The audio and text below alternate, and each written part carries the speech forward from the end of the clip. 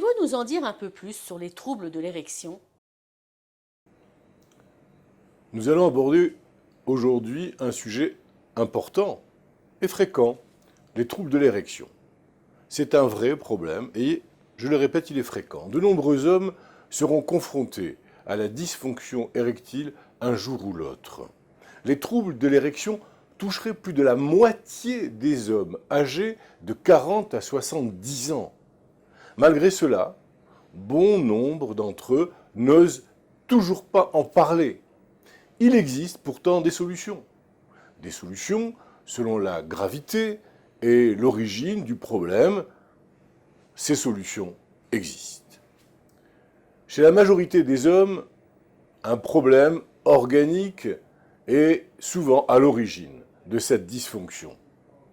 Par exemple, un problème d'érection peut d'ailleurs être le premier signe d'une maladie, telle que le diabète. Alors une vie sexuelle saine et agréable est une vraie, profonde source de satisfaction. Malheureusement, certaines personnes éprouvent des difficultés sexuelles affectant leur qualité de vie. Il faut en parler avec son médecin. En parler avec son médecin est une étape importante.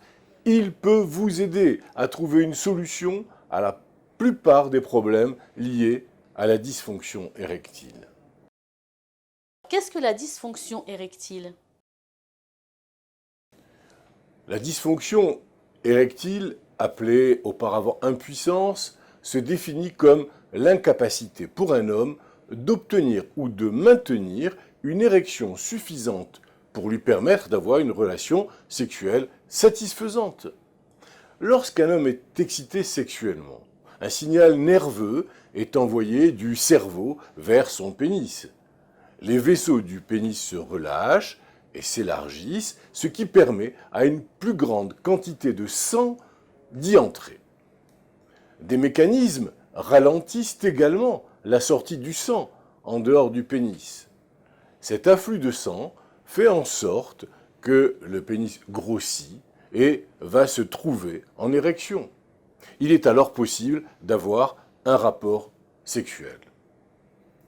Le mécanisme de l'érection peut sembler bien simple, voire simpliste. Et pourtant, l'érection est le résultat d'un processus complexe qui fait intervenir le cerveau, les vaisseaux sanguins, les nerfs et même certaines hormones. En cas de défaillance d'un de ces éléments, il se peut que le pénis ne se remplisse pas de suffisamment de sang et que, alors, à ce moment, des difficultés d'érection surviennent.